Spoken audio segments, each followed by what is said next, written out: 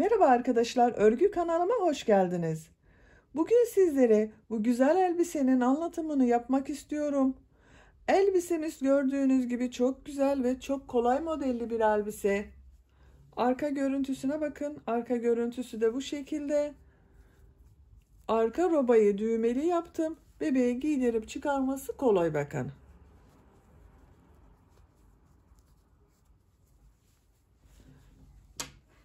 Elbisemiz iki bölüm halinde görünüyor ama tek parça halinde örüyoruz. Elbisenin örgüsüne yakadan zincir yaparak başlıyoruz. İlk sırada ön bölümü, kol bölümlerini ve arka bölümleri belirliyoruz. Her sırada arttırmalar yaparak gövde örgüsünü elde ediyoruz. Gövde örgüsünün bitiminde bakın etek ile gövde bölümünü ayıran bu trabzanlardan oluşan fırfır bölümünü yaptım. Etek bölümünde farklı bir renk kullandım. Siz isterseniz kendi rengiyle de devam edebilirsiniz. Elbiseyi ben bugün 1 yaş ölçüde anlatıyorum.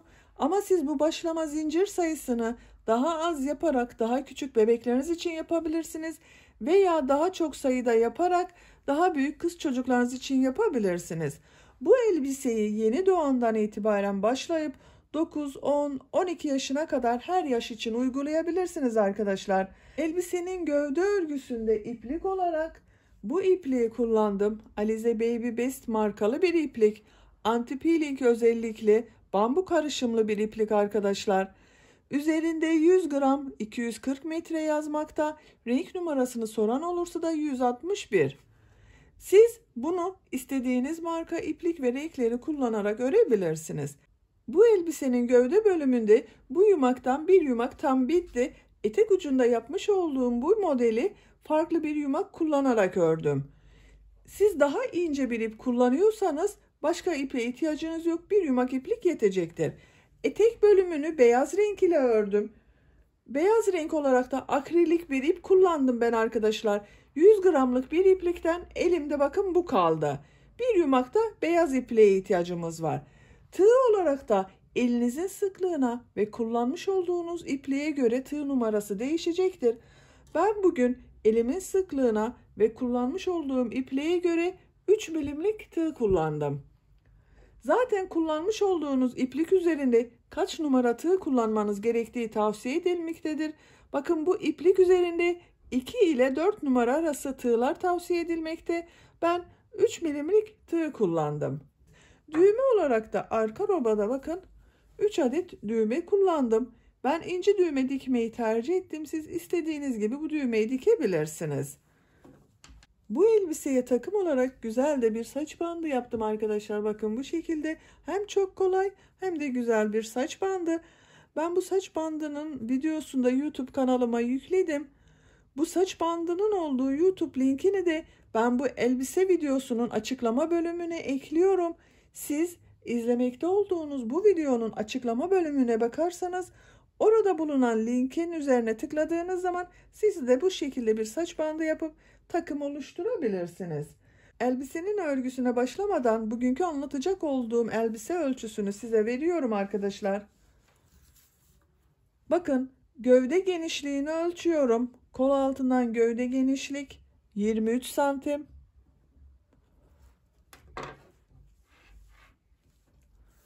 Omuzdan itibaren tam yüksekliğini ölçüyorum. Tam yükseklik 42 santim. Etek yüksekliğini ölçüyorum bakın. 22 santim etek yüksekliği var. Bu da 1 yaş bebek için çok güzel bir ölçü. Ama bu ölçü bebeğinizin gelişimine göre de farklılık gösterecektir. Sizin bebeğiniz daha zayıfsa 2-3 yaşa kadar da çok rahat kullanılabilir. Kilolu bir bebeğiniz ise 6 aylık bebek için de çok güzel bir ölçü arkadaşlar. Malzemelerimizi verdik, ölçümüzü söyledik. Hazırsak hep birlikte bu güzel elbisemizin örgüsüne başlayalım. Kanalıma abone değilseniz abone olmayı unutmayın lütfen. Kanalıma abonelik ücretsizdir.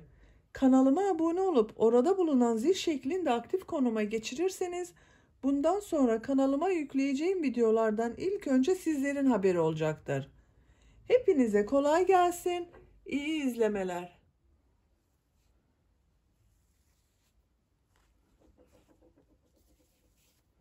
Robanın örgüsüne zincir yaparak başlıyoruz arkadaşlar. Zincir yapabilmek için ben ilk ilmeği bu şekilde yapıyorum. Size nasıl kolay geliyorsa ilk ilmeği öyle yapabilirsiniz. Ve zincirlerimi yapmaya başlıyorum. 75 zincir yapalım. 75 zinciri yaptım. Çok sıkı yapmadım bakın zincirleri arkadaşlar. Bu sırada bu zincirler üzerine trabzanlar yapacağız.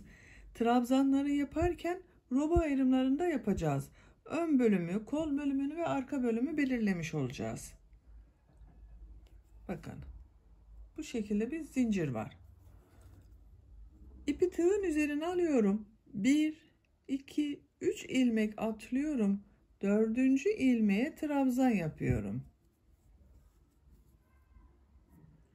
Bu ilk atlamış olduğum bakın 3 ilmek atladığımda bir trabzan, 11 trabzan yapıyorum. 1, 2, 3, 4,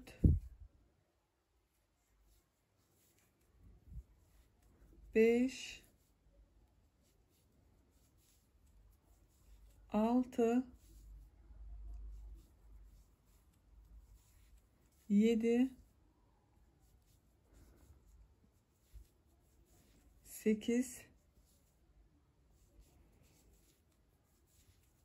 9, 10,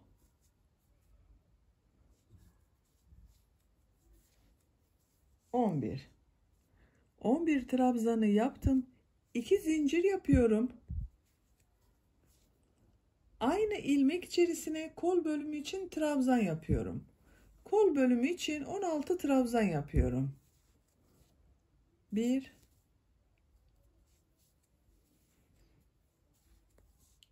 2,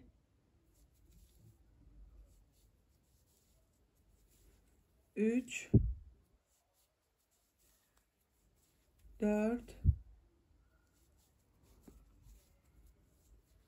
5, 6, 7, 8, 9,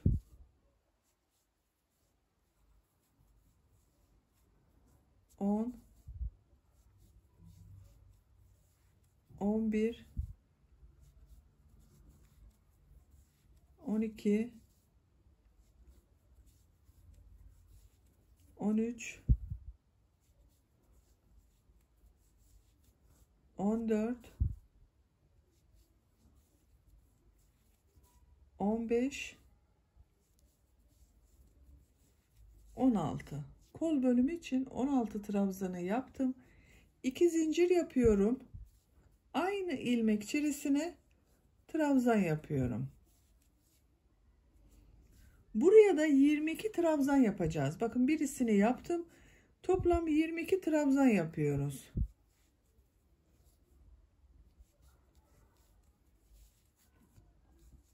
İlk ve son trabzanları aynı ilmeğe yaptım bakın burada.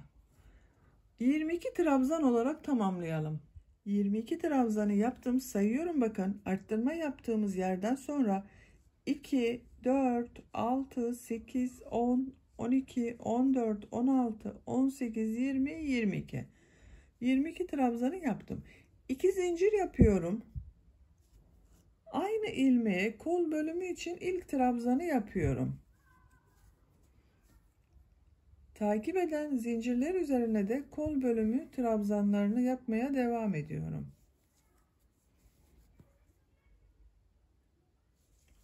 Bu kol bölümünde 16 trabzan yaptım. Buraya da 16 trabzan olarak tamamlayalım. Kol bölümü içinde 16 trabzanı yaptım. 2 zincir yapıyorum.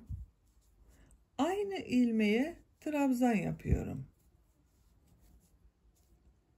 Başlangıçta bakın buraya 11 trabzan yaptım. Buraya da 11 trabzan yapıyorum. İlk trabzanı yaptım. Diğer zincirler üzerine de trabzan yaparak devam ediyorum.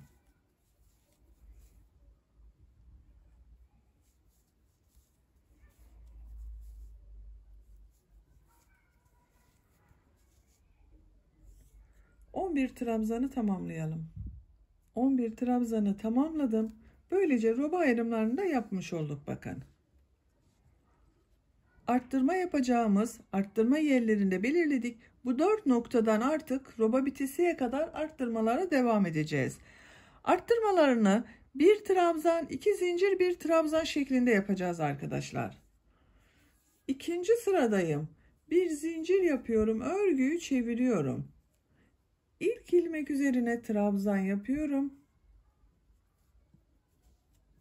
Diğer ilmekler üzerine de trabzan yaparak devam ediyorum.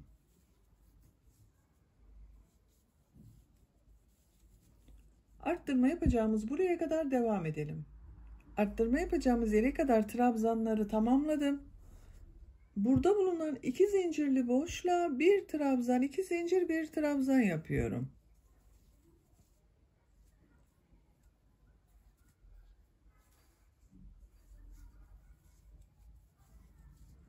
Bir trabzan, 2 zincir, bir trabzan yaptım.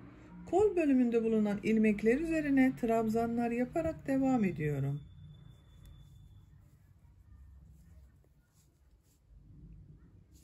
Diğer arttırma yapacağımız buraya kadar devam edelim. Arttırma yapacağımız yere kadar bakın kolda bulunan trabzanları yaptım. Bu arttırma yerine bir trabzan, 2 zincir, bir trabzan yapıyorum.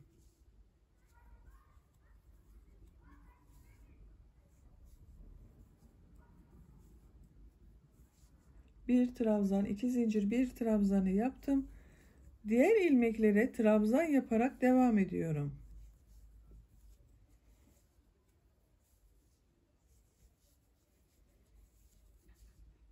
Arttırma yapacağımız buraya kadar devam edelim. Arttırma yapacağımız yere kadar trabzanları tamamladım. Bu arttırma yerinde de bir trabzan, 2 zincir, bir trabzan yapıyorum.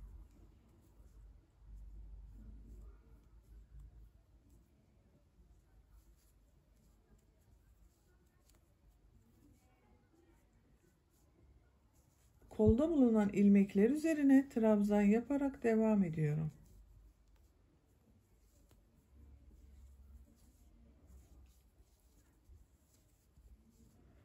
Bu şekilde arkadaşlar. Diğer arttırma yapacağımız buraya kadar devam edelim. Kolda bulunan ilmekler üzerine de trabzanları yaptım. Arttırma yapacağımız yerdeyim. Buraya da bir trabzan, 2 zincir, bir trabzan yapıyorum.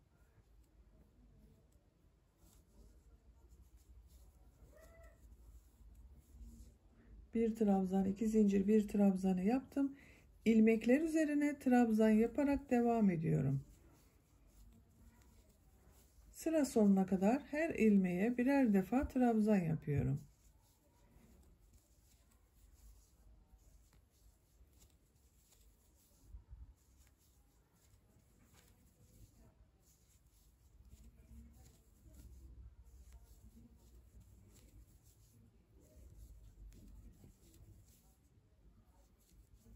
Sıra sonunda bakın 3 ilmek atlayarak oluşturduğum bir trabzan vardı.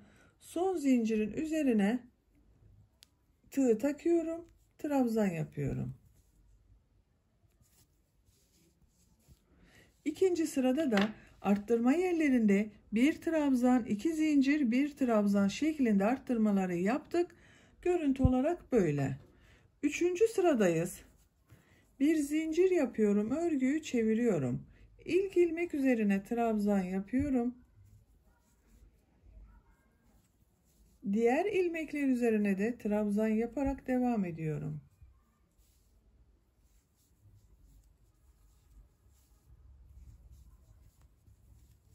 Arttırma yapacağımız yere kadar devam edelim. Arttırma yapacağımız yere kadar trabzanları yaptım. Bu arttırma yerine bir trabzan, 2 zincir, bir trabzan yapıyorum.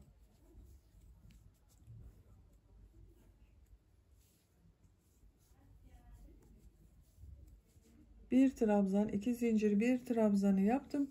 Kol bölümünde bulunan ilmekler üzerine trabzan yaparak devam ediyorum.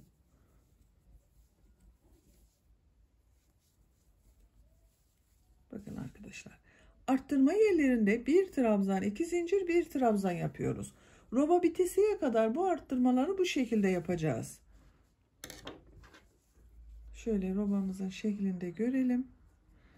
Bakın kapattığımız zaman görüntü böyle.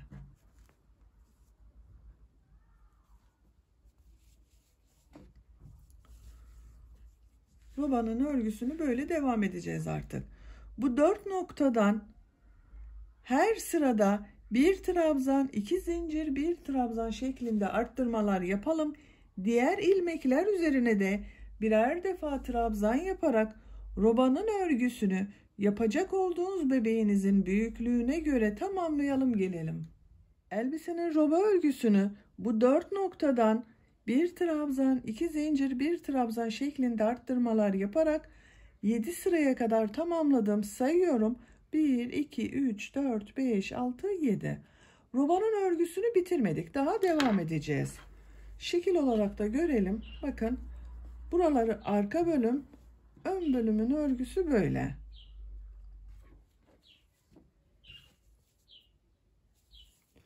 Sekizinci sıradayım. Bir zincir yapıyorum. Örgüyü çeviriyorum. İlk ilmek üzerine trabzan yapıyorum. Diğer ilmekler üzerine de trabzan yaparak devam ediyorum. Arttırma yapacağımız buraya kadar devam edelim. Arka bölümde bulunan ilmekler üzerine trabzanları yaparak arttırma yapacağımız yere geldim. Bu arttırma zincirinin üzerine arka bölüm için bir trabzan yapıyorum. 2 zincir yapıyorum. Kol bölümünde V şekilleri yapacağız. V şekillerini bir trabzan, bir zincir, bir trabzan şeklinde yapıyorum. Bakın bu arttırma yerine bir trabzan, bir zincir, bir trabzan yapıyorum.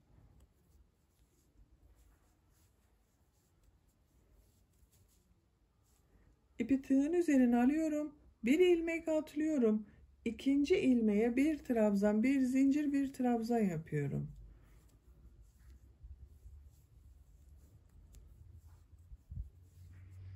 Bir ilmek atlıyorum. İkinci ilmeğe bir trabzan, bir zincir, bir trabzan yapıyorum. Bir ilmek atlıyorum. İkinci ilmeğe bir trabzan, bir zincir, bir trabzan yapıyorum. Bu şekilde. Diğer arttırma yapacağımız buraya kadar devam edelim. Kol bölümünde bir trabzan, bir zincir, bir trabzandan oluşan V şekillerini yaparak arttırma yapacağımız yere kadar tamamladım bakın. Son ilmek üzerine de bir trabzan, bir zincir, bir trabzandan oluşan V şeklini yaptım. Bu arttırma yerine yine kol bölümüne bir V şekli yapıyorum. Bir trabzan, bir zincir, bir trabzan yapıyorum.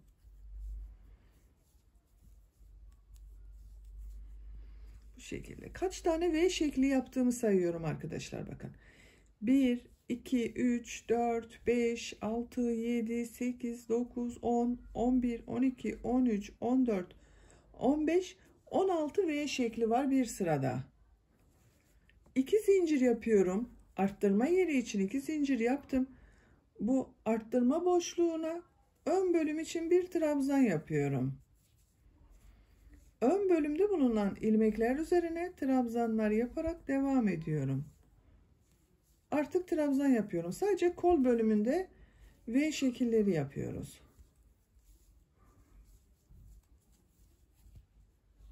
Arttırma yapacağımız buraya kadar devam edelim. Ön bölümde bulunan ilmekler üzerine trabzanlar yaparak arttırma yapacağımız yere kadar geldim. Buraya ön bölüm için bir trabzan yapıyorum. 2 zincir yapıyorum. Bakın kol bölümündeyiz. Buraya V şekli yapıyordum. Arttırma yerine bir trabzan, bir zincir, bir trabzan yapıyorum.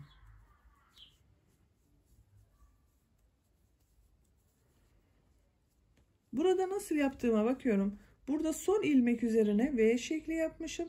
Burada da aynısını yapacağız. görüntü olarak farklılık olmasın diye bakın bu son burada bulunan ilk ilmek üzerine bu taraftan gelişte son ilmek. Bir trabzan, bir zincir, bir trabzan yapıyorum. Bir ilmek atlıyorum. İkinci ilmeğe bir trabzan, bir zincir, bir trabzan yapıyorum.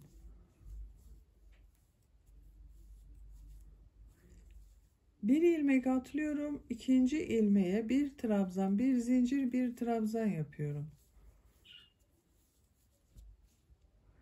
V şekilleri yaparak diğer arttırma yapacağımız buraya kadar devam edelim. Kol bölümünde V şekilleri yaparak bakın arttırma yapacağımız yere geldim. Bu kol bölümünde ilk başlangıçta bakın bir ilmek atlayarak V şekli yapmıştım.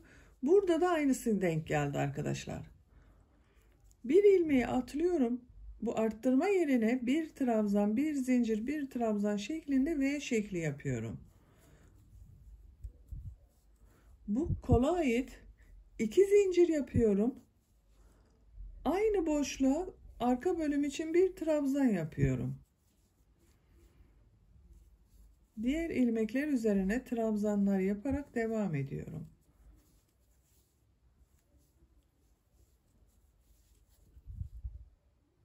Sıra sonuna kadar devam edelim. Sıra sonuna kadar trabzanları tamamladım. Bir zincir yapıyorum. Örgüyü çeviriyorum. 9. sıradayız. 9. sırada yine trabzan olan yerlerde trabzan yapacağız. Kol bölümlerinde bu V şekillerin içerisine V şekli yaparak devam edeceğiz. İlk ilmek üzerine trabzan yapıyorum. Diğer ilmekler üzerine de trabzan yaparak devam ediyorum.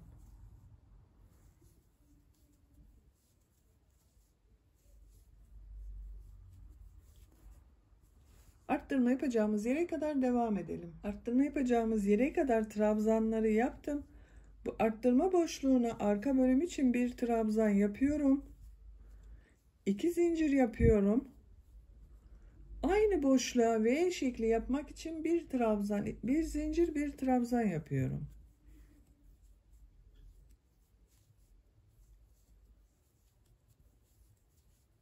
Bir trabzan, bir zincir, bir trabzan yaptım. Bu V şeklinin içerisine bir trabzan, bir zincir, bir trabzan yapıyorum.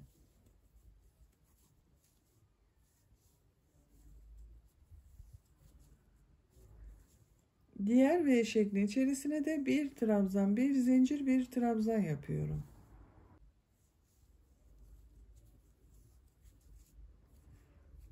V şekillerin içerisine bir trabzan, bir zincir, bir trabzan yaparak arttırma yapacağımız yere kadar devam edelim. Kol bölümünde V şekillerinin içerisine bir trabzan, bir zincir, bir trabzandan oluşan V şekillerini yaparak bakın arttırma yapacağımız yere geldim. Arttırma boşluğuna kol bölümü için bir trabzan, bir zincir, bir trabzan şeklinde V şekli yapıyorum. 2 zincir yapıyorum. Ön bölüm için arttırma yerine bir trabzan yapıyorum. Ön bölümde bulunan ilmekler üzerine trabzan olarak devam ediyorum.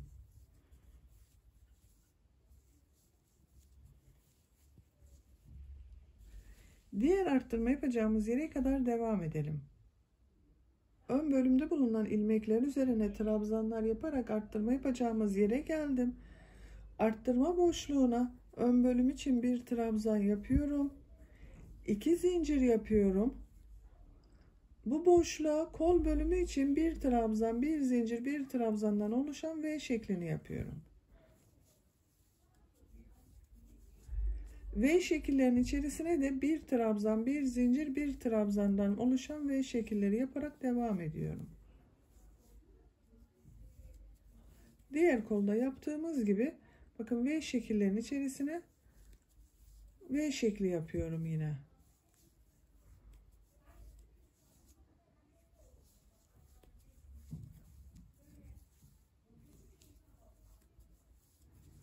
Bu şekilde. Diğer arttırma yapacağımız yere kadar devam edelim.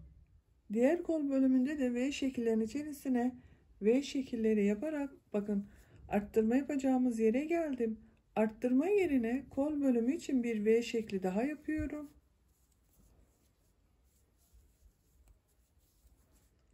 2 zincir yapıyorum.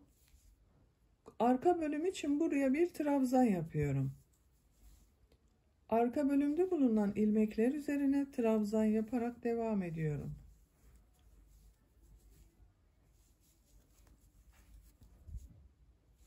Sıra sonuna kadar devam edelim. Sıra sonuna kadar trabzanları tamamladım. Görüntü olarak bakalım arkadaşlar. Robayı 9 sıra olarak tamamladım. Bakın 2, 4, 6, 7 sıra trabzan yaptım kol bölümünde. 8 ve 9. sıralarda V şekli uyguladım. Ön bölümde ve arka bölümlerde trabzan olarak devam ettim. 10. sıradayız. 10. sıradan itibaren kolları gövdeden ayıracağız. Örgümüz artık gövdenin örgüsüyle devam edeceğiz. Şöyle de görelim şeklini.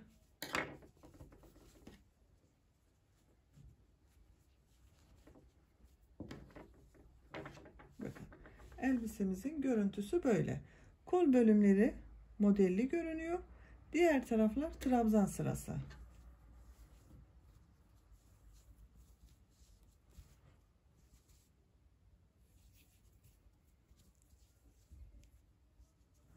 Onuncu sıradayım. Bir zincir yapıyorum. Örgüyü çeviriyorum.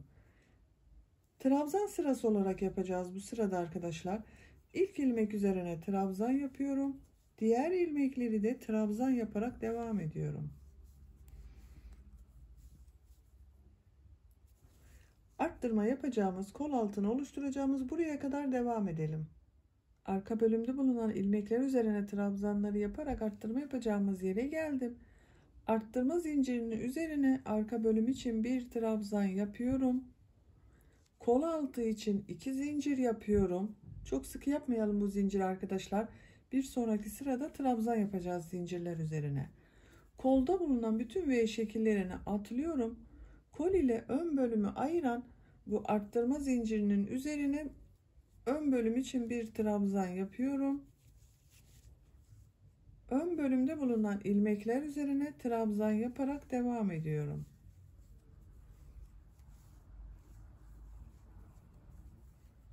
Bakın, kol altını 2 zincir yaparak buraya oluşturduk. Diğer kol altını yapacağımız buraya kadar devam edelim.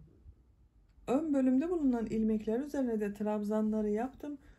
Diğer arttırma yaptığımız yere geldim. Bakın, buraya ön bölüm için bir trabzan yapıyorum. 2 zincir yapıyorum kol altı için. Kolda bulunan bütün V şekillerini atlıyorum. Arka bölümüyle bakın kol bölümünü ayıran arttırma yerine arka bölüm için bir trabzan yapıyorum. Arka bölümde bulunan ilmekler üzerine trabzan yaparak devam ediyorum.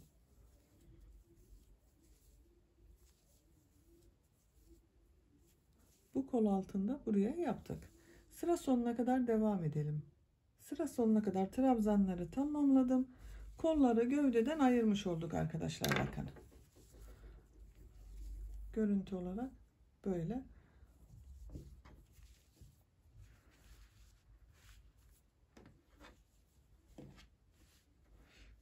Artık gövdenin örgüsüyle örgümüze devam edeceğiz. Bir zincir yapıyorum. Örgüyü çeviriyorum. Trabzan sırası yapacağız yine. İlk ilmek üzerine trabzan yapıyorum.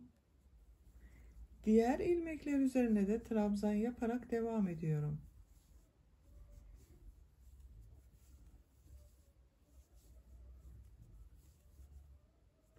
Kol altını yapacağımız bu zincire kadar devam edelim.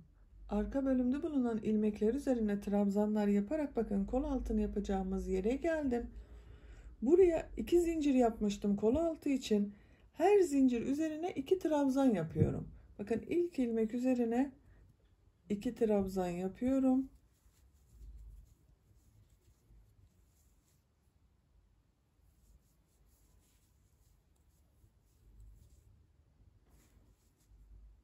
İkinci ilmek üzerine de 2 trabzan yapıyorum.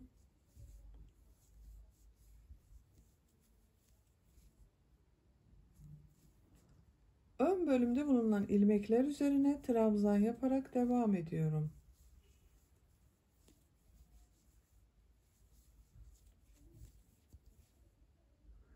Bu şekilde. Ön bölümde bulunan ilmekler üzerine birer defa trabzan yapalım. Burada bulunan bakın 1-2 zincir var. Bunlar üzerine de burada yaptığımız gibi ikişer trabzan yapalım. Arka bölümde bulunan ilmekleri de trabzan olarak devam edelim. Sıra sonuna kadar tamamlayalım. Trabzanları yaparak sıra sonuna kadar tamamladım. Bu kol altında da bakın 2 zincir üzerine ikişer defa trabzan yaptım. Görüntü olarak bakalım arkadaşlar. Artık gövdenin örgüsü bu trabzan sayısı ile devam edecek. Bakın. Bu şekilde.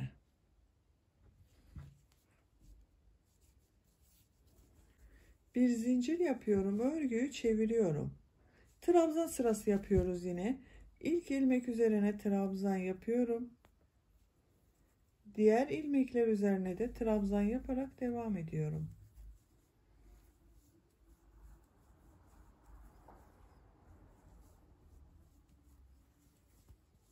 Bu şekilde. Gövdenin örgüsü artık trabzan sırası olarak devam edecek. Bu son sırada yaptığımız trabzan sayısı ile kol altından sonra 3 sıra olarak tamamlayalım gelelim arkadaşlar. Elbisenin gövde örgüsünü kol altından sonra 1, 2, 3 sıra olarak trabzan sırası yaptım. Görüntü olarak görelim. Bakın böyle arkadaşlar. Burası elbisenin arka bölümü, bu tarafı ön bölümü. Şimdiki sırada bunu birleştireceğiz. Elbisenin burasını birleştirmeden önce bu arka bölümün patlarını yapmak istiyorum. Bir tarafına düğme için düğme delikleri oluşturacağız. Diğer tarafına da düğme dikmek için düğme patları oluşturacağız. Bu ipliği burada bekletiyorum, kesmiyorum. İplik içerisinden diğer ucunu çıkarıyorum. İlk önce düz yapacağımız düğme için yapacağımız patı yapmak istiyorum. Bakın. Bu yakaya başladığımız burada bulunan şu ilmekten bir ilmek oluşturuyorum.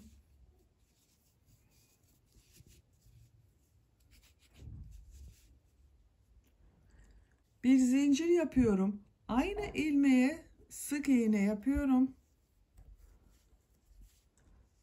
Bakın bu trabzan sırasına bir sık iğne yapıyorum. Sık iğne sırası yapıyoruz.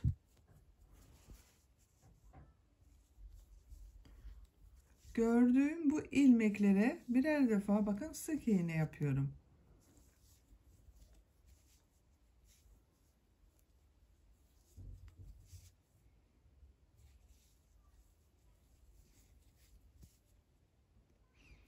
Sık iğneler yaparak buraya kadar devam edelim. Sık iğne yaparak bakın sıranın sonuna kadar tamamladım. Bu şekilde düzgün bir görüntü elde ettik. Bir zincir yapıyorum. Örgüyü çeviriyorum. Bunun üzerinden bir sıra daha sık iğne yapacağız. İlk ilmek üzerine sık iğne yapıyorum. Diğer ilmekler üzerine de sık iğne yaparak devam ediyorum.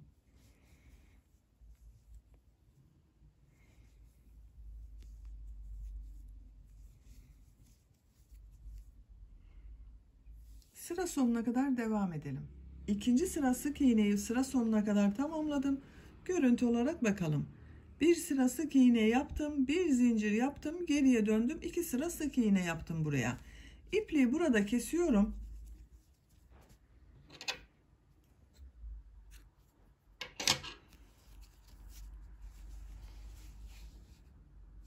Şimdi burada bırakmış olduğum iplik vardı bakın.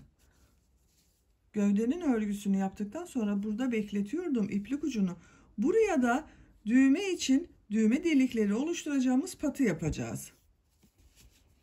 Bir zincir yapıyorum. İlk ilmek içerisine sık iğne yapıyorum. İkinci bakın boşluğa sık iğne yapıyorum. Gördüğüm ilmekler üzerine sık iğneler yapıyorum. Sık iğneler yaparak bu sıra sonuna kadar devam edelim. Sık iğne yaparak sıranın sonuna kadar tamamladım. Şimdi yine sık iğne yapacağız ama bu sık iğneleri yaparken düğme için düğme delikleri oluşturacağız. Nereye yapacağımıza bakıyorum. Ben 3 adet düğme dikmeyi düşünüyorum bu elbiseye arkadaşlar. Bakın ilk düğme deliğini buraya yaparım.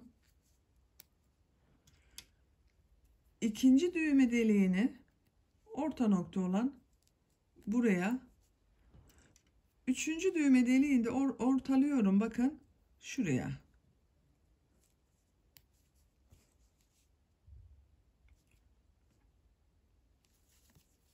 Bir zincir yapıyorum, örgüyü çeviriyorum. İlk ilmek üzerine sık iğne yapıyorum. Düğme deliği için 2 zincir yapıyorum. 1 2 ilmek atlıyorum. Üçüncü ilmeğe sık iğne yapıyorum. Düğme deliğini buraya yaptım, bakın. Diğer düğme deliğine kadar sık iğneleri sayalım isterseniz. Bakın 1 2 3 4 5 6 sık iğne yaptım, bakın buraya. 2 zincir yapıyorum. 2 ilmek atlıyorum. Üçüncü ilmeğe sık iğne yapıyorum. Buraya 6 sık iğne yapmıştım, bakın, 2 düğme deliği arasına. Buraya da 6 sık iğne yapıyorum. Eşit olması gerekiyor. 1 2 3 4 5 6 sık iğneyi de buraya yaptım. 2 zincir yapıyorum. 2 ilmek atlıyorum. Üçüncü ilmeğe sık iğne yapıyorum. Üçüncü düğme deliğini de buraya yaptım. Diğer ilmekler üzerine sık iğne yaparak devam ediyorum.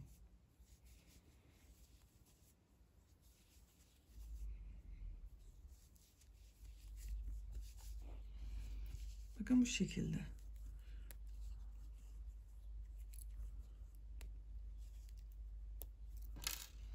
Buraya 1 2 3 düğme deliği oluşturduk. Bir zincir yapıyorum, örgüyü çeviriyorum.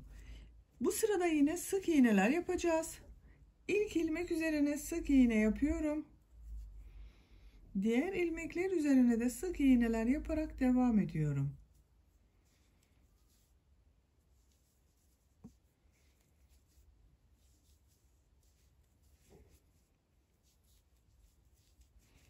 İki zincirli yere geldim, bakın düğme deliği yaptığımız yere. Bu iki zincirin üzerine 2 sık iğne yapıyorum. 1 2. Diğer ilmekleri sık iğne yaparak devam ediyorum. Diğer 2 zincirlerin üzerine de 2 sık iğne yapacağız.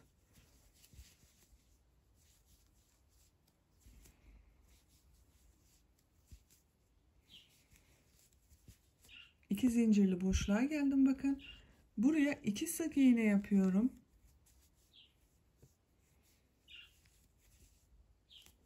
Diğer ilmekleri sık iğne yaparak devam ediyorum.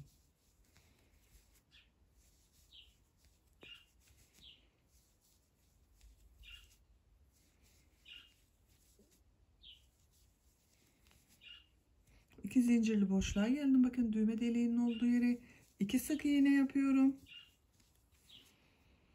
Son ilmeğe bir sık iğne yapıyorum. Bakın düğme deliklerinin yeri daha belirgin oldu bu sırada. Şu şekilde karşı tarafa düğmelerini dikeceğiz. Bu şekilde birleştireceğiz, bakın. Boynun çevresinde de sık iğneler yaparak devam ediyorum. Bu en son ilmeğe bir sık iğne daha yapıyorum. Boynun çevresinde bulunan ilmekler üzerine de sık iğneler yapıyorum.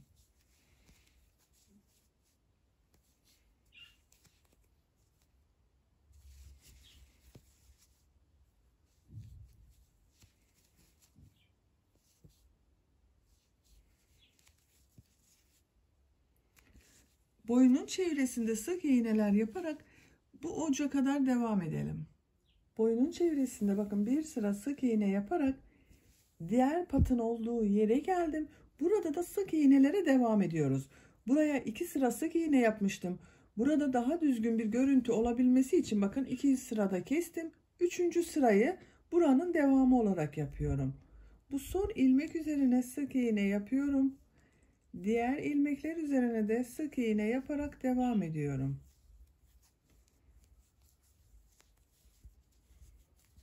Bakın bir devamlılık oldu. Sıra sonuna kadar devam edelim. Sık iğneyi yaparak bakın sıranın sonuna kadar tamamladım. Böylece düğme ve düğme deliği için olan patları bitirdim. Bakın bu şekilde. Buraya düğmelerini dikeceğiz. Böyle kullanışlı olacak bakın. Şimdi bunu birleştireceğiz. Bakın üst üstüne getirdim. Düğme deliklerinin olduğu pat üstte kalıyor. Burada bakın 1, 2, 3. ilmeğe tığ takıyorum. Burada bulunan ilmeği de aldım. İçerisinden çekiyorum. Bakın burayı birleştirdim. Bir zincir yaptım, sağlamlaştırdım. Örgüyü çeviriyorum. Örgünün ters tarafındayız. Bu sırada sık iğneler yapacağız ama sık iğneleri bu trabzanları boşluktan alarak yapacağız. Bakın bu ilk trabzanı tığ boşluğa takıyorum, ilmek alıp sık iğne yapıyorum. İkinci trabzanı boşluktan alıyorum, sık iğne yapıyorum. Üçüncü trabzanı bakın boşluktan alıp sık iğne yapıyorum. Görüntü olarak böyle görünüyor. Trabzanları boşluktan alıyorum, sık iğne yapıyorum.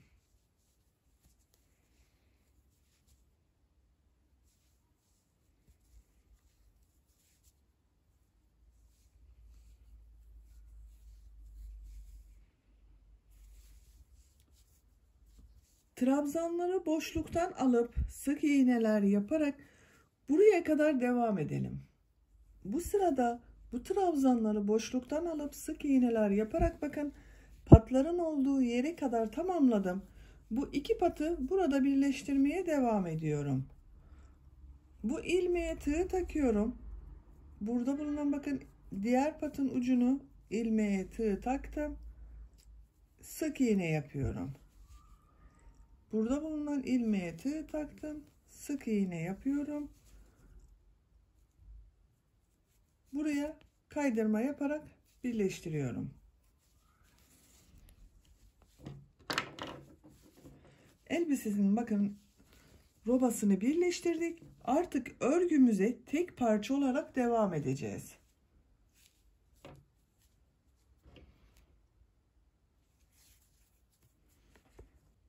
Örgüyü çeviriyorum. Şimdiki sırada bu sık iğneler üzerine bu kolda yaptığım gibi V şekilleri yapacağız. 1, 2, 3 zincir yapıyorum. Aynı ilmeğe trabzan yapıyorum. İlk V şeklini bakın buraya yaptım. İpi tığın üzerine alıyorum. Bir ilmek atlıyorum. İkinci ilmeğe bir trabzan, bir zincir, bir trabzan yapıyorum.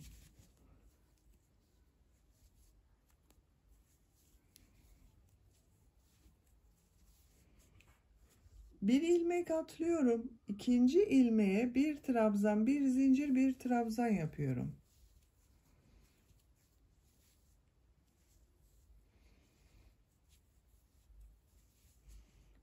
Bir ilmek atlıyorum. İkinci ilmeğe bir trabzan, bir zincir, bir trabzan yapıyorum.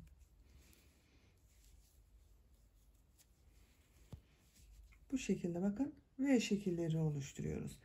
Sıra sonuna kadar V şekilleri yaparak devam edelim. Bu sırada sık iğneler üzerine V şekilleri yaparak bakın sıra sonuna kadar tamamladım. En son V şekliyle ilk yaptığım V şeklini ilmek kaydırması yaparak birleştireceğiz.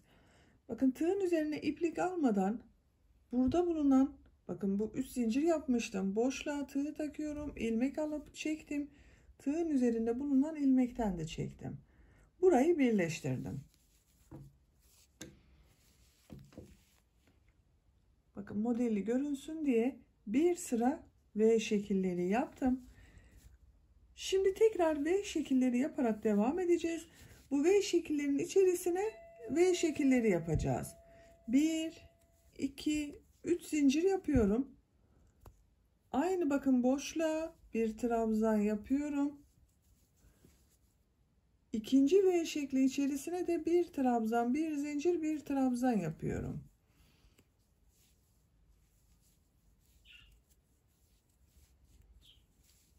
Diğer V şekli içerisine de bir trabzan, bir zincir, bir trabzan yapıyorum.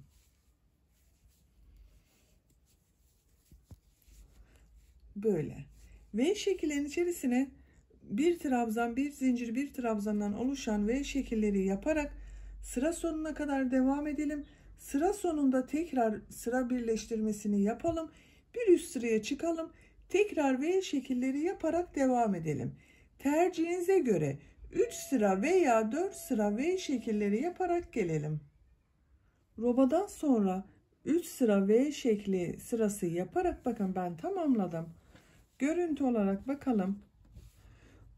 Benim yaptığım ölçüde bir elbise için bu 3 sırayı ben yeterli görüyorum. Siz daha büyük çocuklarınız için yapıyorsanız bu sırayı 4 sıra veya 5 sıra olarak da tamamlayabilirsiniz. Şimdiki sırada tekrar bakın bu V şekillerine başlamadan önce trabzanları boşluktan alarak sık iğne yaptığım sırayı yapacağız. Bir zincir yapıyorum, örgüyü çeviriyorum. Bakın bu V şekillerin olduğu trabzanları boşluktan alarak sık iğne yapacağız. İlk bu V şeklinin burada bulunan trabzanı boşluktan alıyorum. Sık iğne yapıyorum. Diğer trabzanı boşluktan alıp sık iğne yapıyorum. Her trabzanı bakın boşluktan alarak sık iğne yapıyorum.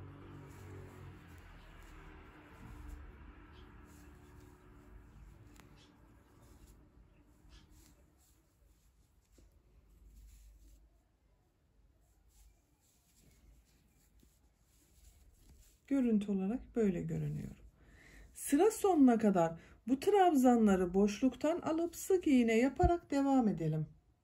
Bu sırada trabzanları boşluktan alıp sık iğne yaparak sıra sonuna kadar tamamladım.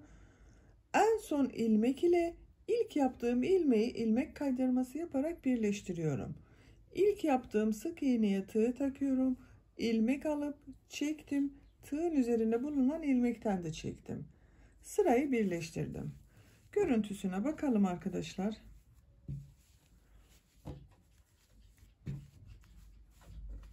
Bakın. Bu V şekillerine başladığımız sıra ile burada yaptığımız bu tersten boşluktan aldığımız yerler görüntü olarak daha güzel görünsün diye, belirli olsun diye yaptık. Görüntüsü de böyle görünüyor. Gövde bölümünü bitirdik. Artık etek bölümündeyiz. Etek bölümünü trabzanlar şeklinde yapıyorum.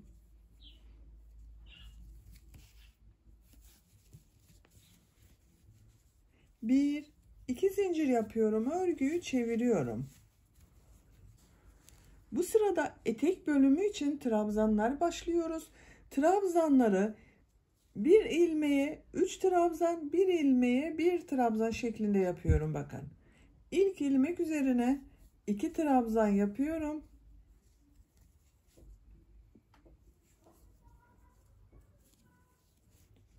Burada bulunan bu 2 zincir yaptığımda 1 trabzan oluyor. Takip eden ilmek içerisine 1 trabzan yapıyorum. Diğer ilmeğe 3 trabzan yapıyorum. 1 2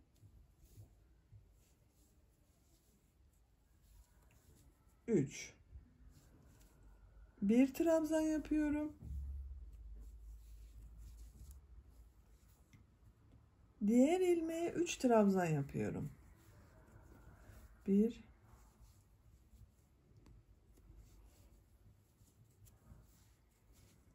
2 3 tek trabzan yapıyorum. 3 trabzan yapıyorum buna.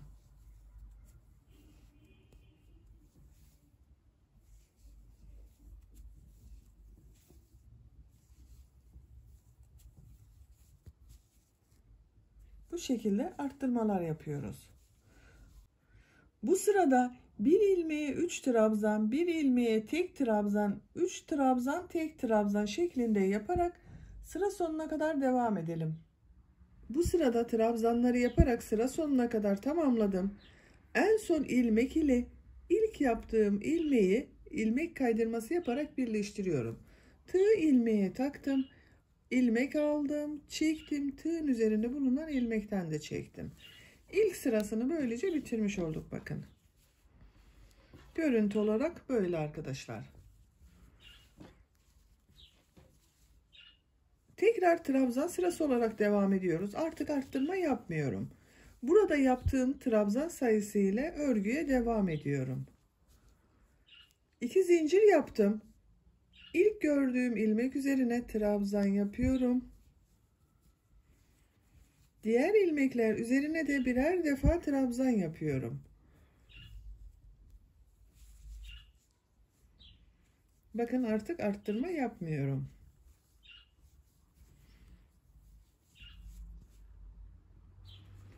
Her ilmeğe birer defa trabzan yaparak sıra sonuna kadar yapalım. Sıra sonunda ilmek kaydırması yaparak birleştirelim. Bir üst sıraya çıkalım. Yine aynı sayı ile trabzan sırası yapalım. Bu trabzan sayısıyla yaklaşık olarak 3 veya 4 sıra olarak trabzanları tamamlayalım arkadaşlar. Etek bölümünde üst sıra trabzan sırasını yaptım.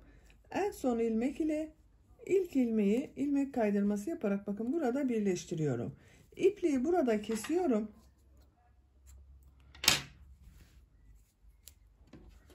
Görüntüsüne bakalım arkadaşlar. Bakın bu şekilde çok güzel görünüyor. Şimdi bunun altına etek olarak beyaz renk ile örgüye devam edeceğiz. Beyaz renkli ipliğin buradan görünmemesi için bakın buradan ilmekler alarak yapacağız. Beyaz ipliğin buradan görünmemesi için aynı kendi rengiyle bir sıra trabzan sırası yapmak istiyorum. Bu arkadan bakın ipliği kestiğim yerden bu V şekillerinin bitirdiğimiz ilmeğe tığ takıyorum. Bir defa düğüm atıyorum. Daha sağlam olsun. Buradan bir ilmek oluşturuyorum. Bir, iki zincir yapıyorum. Bakın ilmeği şu şekilde alıyorum. Trabzan yapıyorum.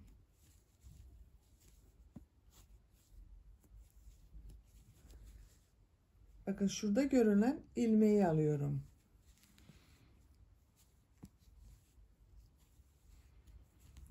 Trabzan yapıyorum. Her ilmekten bir ilmek oluşturuyorum.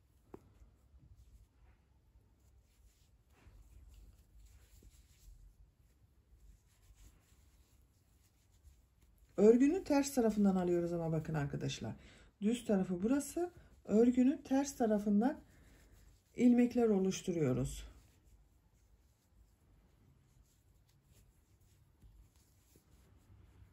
İlmekleri de trabzan şeklinde yapıyorum. Buradan bakın görüntüsü böyle oluyor. Bunu beyaz ile yapsaydık burası beyaz görünecekti. Güzel görüntü olmayacaktı. Bu şekilde burada görünen bu ilmeklerden ilmekler alıp trabzan yaparak sıra sonuna kadar devam edelim. İlmeklerden alıp trabzan yaparak bakın sıranın sonuna kadar tamamladım. Son trabzan ile burada bulunan bakın ilk iki zincir yaparak yaptığım trabzanı ilmek kaydırması yaparak birleştiriyorum. İpliği burada kesiyorum.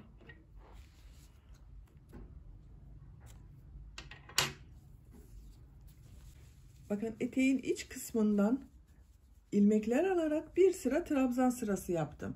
Eteğin örgüsünü artık bu trabzanlar üzerinden devam edeceğiz. Bir yumak iplik de benim burada bitti arkadaşlar. Biraz kalın dokulu bir ipti. Bakın üzerinde 240 metre yazan bir ipti. Bir yumak iplikten bu kaldı. Şimdi beyaz renge geçiyoruz. Beyaz renk ile etek bölümünü yapıyorum. Şu şekilde tuttum, bakın eteği düz tarafı bana bakıyor. Buradan beyaz renk ile bir ilmek oluşturuyorum. Bu şekilde bir beyaz iplik kullanıyorum.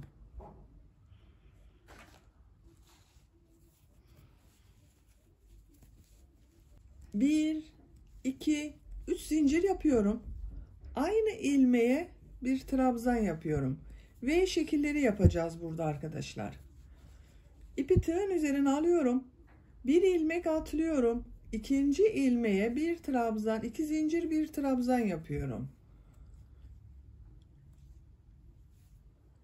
Bakın aynı ilmeğe bir trabzan daha yaptım.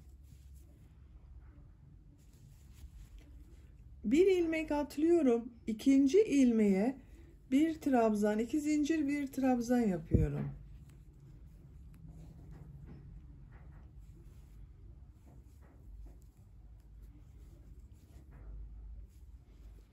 Bir ilmek atlıyorum. İkinci ilmeğe bir trabzan, iki zincir, bir trabzan yapıyorum.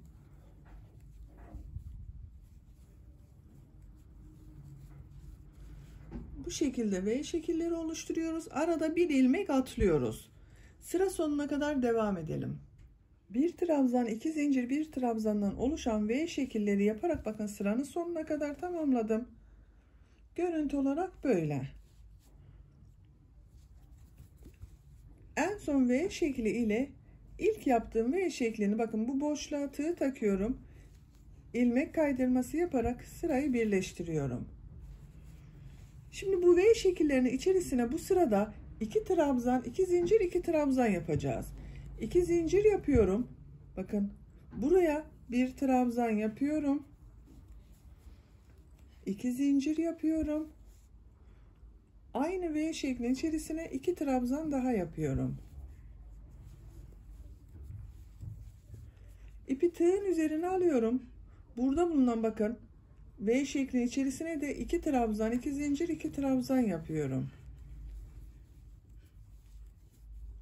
2 zincir yapıyorum.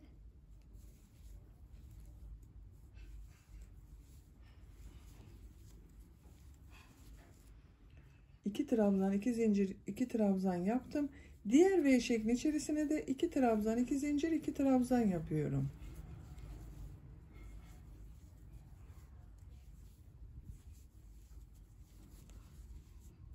Bu şekilde. Sıra sonuna kadar devam edelim. Bu sırada bir alt sırada yapmış olduğum V şekillerin içerisine 2 trabzan, 2 zincir, 2 trabzandan oluşan modelleri yaptım. Sıra sonuna kadar tamamladım. En son model ile ilk modeli ilmek kaydırması yaparak sırayı birleştiriyorum bakın. İlmek kaydırması yaparak burada bulunan bu 2 zincirli boşluğa geçiyorum. Bu 2 zincirin üzerine 2 trabzan, 2 zincir, 2 trabzan yapıyorum. 2 zinciri yaptım. Bu 2 zincir bir trabzan oluyor. Aynı boşluğa bir trabzan yaptım. 2 zincir yapıyorum. Aynı boşluk içerisine 2 trabzan daha yapıyorum.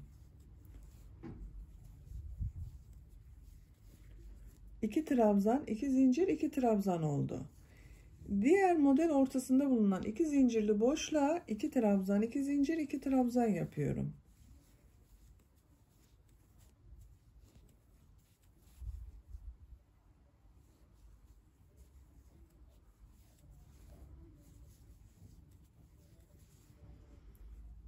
Diğer model ortasında bulunan boşluğa da 2 trabzan, 2 zincir, 2 trabzan yapıyorum.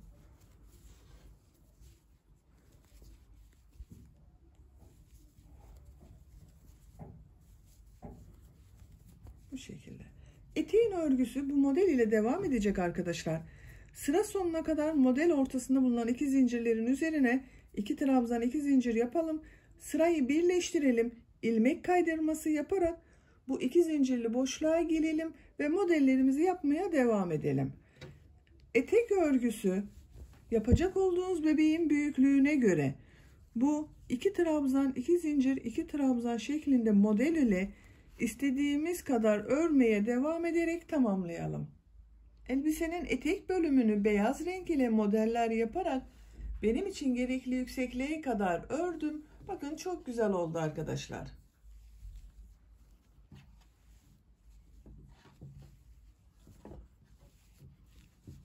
Beyaz renk ile kaç sıra ördüğümü sayıyorum. V şekillerinden başlıyorum bakın. 1, 2, 3, 4, 5, 6, 7, 8, 9, 10, 11, 12, 13, 14, 15, 16, 17 sıranın sonunda benim için gerekli yüksekliği tamamladım. Bunu bu şekilde bırakabilirsiniz. Ucuna başka bir model uygulamadan bu şekilde bırakabilirsiniz. Veya beyaz renk ile dilim modelleri yapabilirsiniz.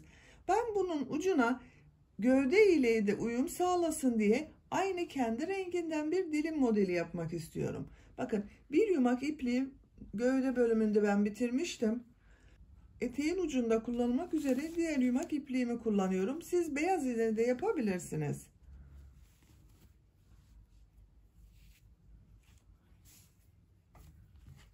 Bu sırayı da yapalım. Elbisemizin örgüsünü bitirelim. Beyaz renk ipliği burada kesiyorum.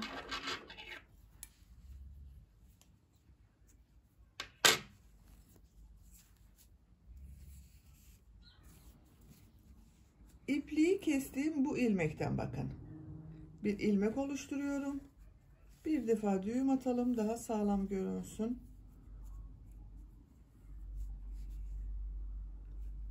Bir ilmek yaptım. Bakın iki model ortasından ilmek yaptım. Sağlamlaştırdım. İpliği tığın üzerine alıyorum. Dilim modellerini bu model ortasında bulunan iki zincirli boşluklara elinizin sıklığına göre 5, 6, 7 trabzan yaparak yapacağız arkadaşlar. Ben bugün 6 trabzan yapıyorum. Bakın bu iki zincirin içerisine 6 trabzan yapıyorum. 1,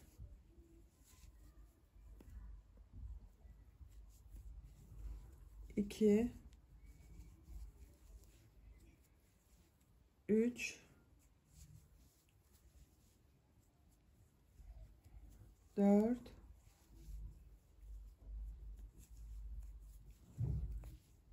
5, 6. Bu 6 trabzanı iki model ortasında bulunan boşluğa sık iğne olarak tutturuyorum. Tekrar tığın üzerine iplik alıyorum. Diğer model ortasında bulunan iki zincir içerisine de 6 trabzan yapıyorum. 1, 2, 3, 4, 5, 6. İki model ortasında bulunan boşluğa bir sık iğne yapıyorum. Görüntü olarak bu şekilde bakın. Bakın bu şekilde güzel göründü. Sıra sonuna kadar dilim modelleri yaparak devam edelim. Etek ucunda dilim modelleri yaparak sıra sonuna kadar tamamladım. En son model ile ilk yaptığım modeli burada bakın ilk ilmekte ilmek kaydırması yaparak birleştiriyorum. Tığı taktım, ilmek aldım, çektim. Tığın üzerinde bulunan ilmekten de çekiyorum. İpliği burada kesiyorum.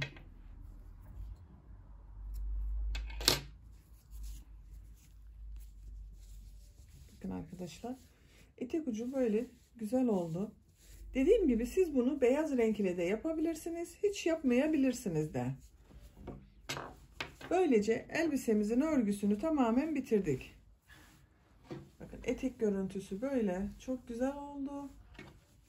Bayramlık elbise oldu kızlarımıza.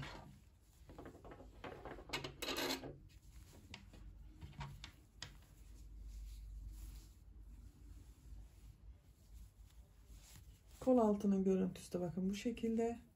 Kolların ucunda bakın beline yapmış olduğum örgüden yaptım. Birbirini tamamladı. Elbisenin arka robasına da bakın buraya 3 düğme biliti yapmıştım. Şu şekilde. Bunların tam karşısına gelen yerlere düğmelerini diktim. Ben ince düğme dikmeyi tercih ettim. Siz tercihinize göre istediğiniz gibi düğme kullanabilirsiniz.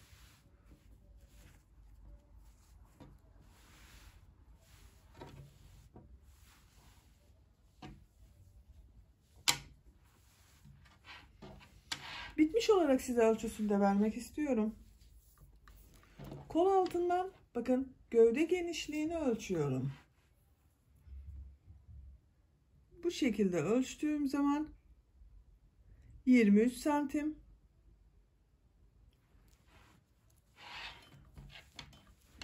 Omuzdan itibaren etek ucuna kadar tam yüksekliğini ölçüyorum. 42 santim elbisenin uzunluğu var. Etek yüksekliğini ölçüyorum. Buradan bakın fırfırlı bölüme başladığımız yerden itibaren 22 santim yükseklik var. Benim yapacağım ölçü için yeterli. Bu yükseklik tamamen tercihinize kalmıştır. Siz bu etek uzunluğunu daha kısa veya daha uzun da yapabilirsiniz. Bu da 1 yaş bebek için çok güzel bir ölçü. Siz bunu daha küçük bebeklerinize, daha büyük kız çocuklarınızı da yapabilirsiniz. Süslemesi de yapabilirsiniz arkadaşlar. Bu roba bölümünü istediğiniz gibi süsleme tekniği de uygulayabilirsiniz. Böylece elbisemizin örgüsünü bitirdik. Bir örgü anlatımımızın da sonuna gelmiş olduk. Beni dinlediğiniz ve izlediğiniz için hepinize çok teşekkür ederim. Kanalıma abone değilseniz abone olmayı unutmayın lütfen. Kanalıma abonelik ücretsizdir. Kanalıma abone olup orada bulunan zil şeklinde aktif konuma getirirseniz bundan sonra kanalıma yükleyeceğim videolardan ilk önce sizlerin haberi olacaktır. Sizlerle yeni örgülerde görüşmek dileğiyle. Hoşça kalın, sevgiyle kalın.